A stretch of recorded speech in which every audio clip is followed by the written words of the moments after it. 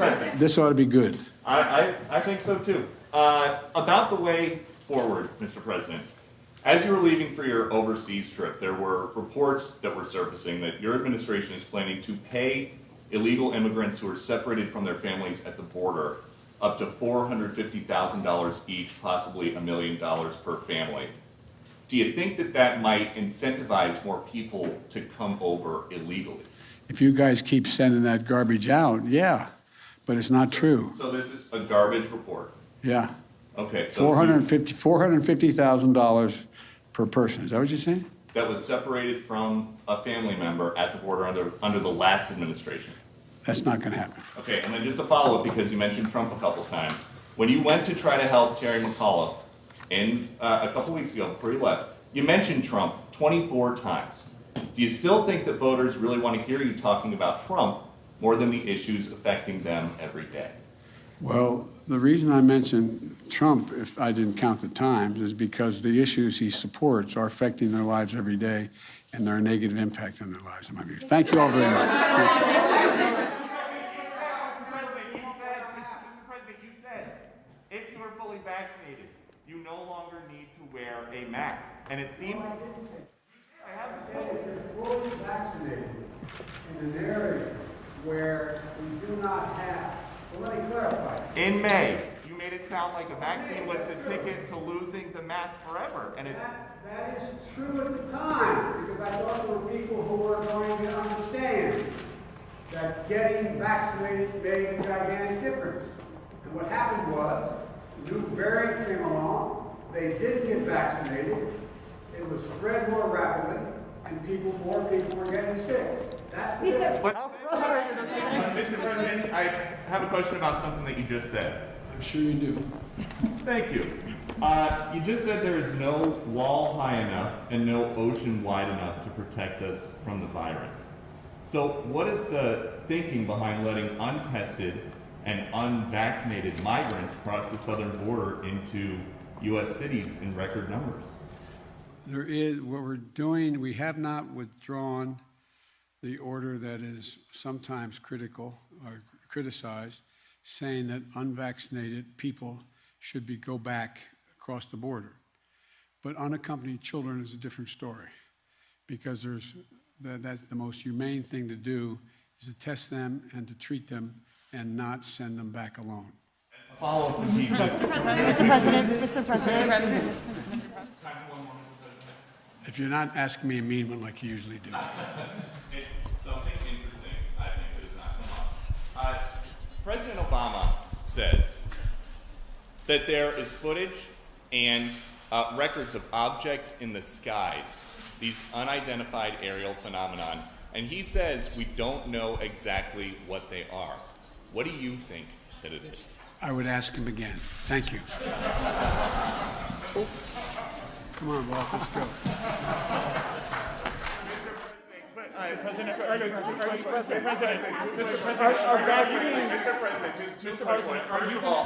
First of all, Mr. President, your voice sounds a little different. Are you okay? I'm okay. I have a test every day to see a COVID test.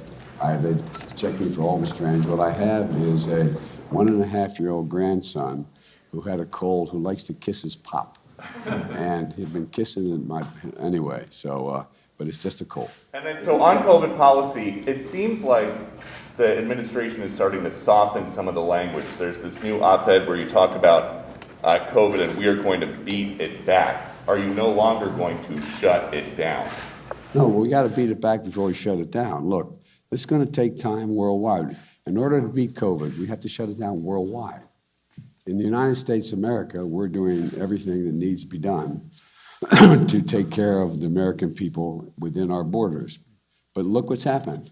You know, we're starting to make some real progress, and you find out there's another strain. And the idea that you can build a wall around America to keep any COVID from around the world out is not there. And besides, that's one of the reasons why. I know we get criticized, I get criticized for not doing more for the world. But we've done more for the world in providing vaccines available and help than any nation, every other nation in the world combined.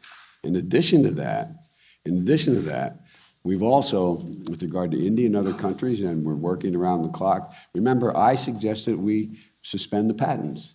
Let everybody be able to have access to this so they can make the vaccine in their own countries. And thirdly, in Southern Africa, for example, South Africa has all the vaccines they need. They don't want any more vaccines now.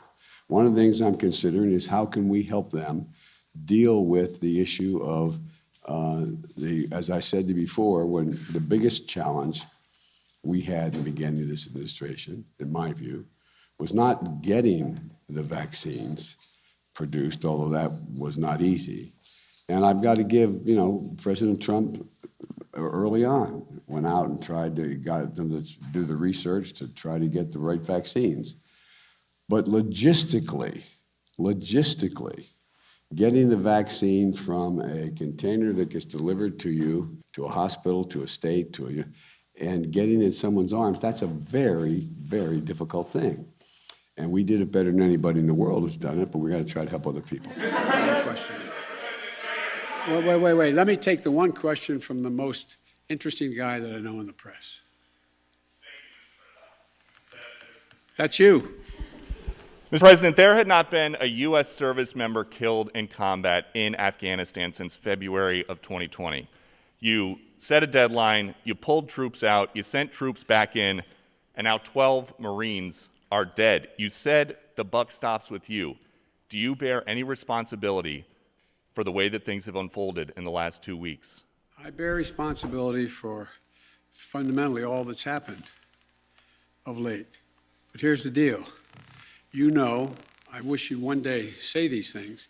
You know as well as I do that the former president made a deal with the Taliban that he would get all American forces out of Afghanistan by May 1. In return, the commitment was made, and that was a year before. In return, he was given a commitment that the Taliban would continue to attack others, but would not attack any American forces. Remember that? I'm being serious. No, I'm asking you a question. Because before... No, wait a minute. I'm asking you a question. Is that accurate, the best of your knowledge? What? I don't think that the issue that, do you think that people have an issue with pulling out of Afghanistan or just the way that things have happened? I think they have an issue that people are likely to get hurt. Some, as we've seen, have gotten killed, and that it is messy. The reason why, whether my friend will acknowledge it or has reported it, the reason why there were no attacks on Americans, as you said, from the date until I came into office, was because the commitment was made by President Trump. I will be out by May 1st. In the meantime, you agree not to attack any Americans. That was the deal. That's why no American was attacked. A few days ago, you said you squarely stand by your decision to pull out. Yes, I do, because look at it this way, folks, and I have another meeting for real. But imagine where we'd be if I had indicated on May the 1st I was not going to renegotiate an evacuation date. We were going to stay there. I'd have only one alternative: pour thousands of more troops back into Afghanistan to fight a war that we had already won relative to why the reason we went in the first place. I have never been of the view that we should be sacrificing American lives to try to establish a democratic government in Afghanistan, a country that has never once in its entire history been a united country and is made up, I don't mean this in a derogatory, made up of different tribes who have never, ever, ever gotten along with one another. And so, as I said before, and this is the last comment I'll make, we'll have more chance to talk about this, unfortunately, beyond because we're not out yet. If Osama bin Laden, as well as al-Qaeda, had chosen to launch an attack when they left Saudi Arabia out of Yemen, would we have ever gone to Afghanistan? Even though the Taliban completely controlled Afghanistan at the time, would we have ever gone? I know it's not fair to ask you questions, it's rhetorical, but raise your hand if you think we should have gone and given up thousands of lives and tens of thousands of wounded. Our interest in going was to prevent al-Qaeda from reemerging, first to get bin Laden, wipe out al-Qaeda in Afghanistan, prevent that from happening again.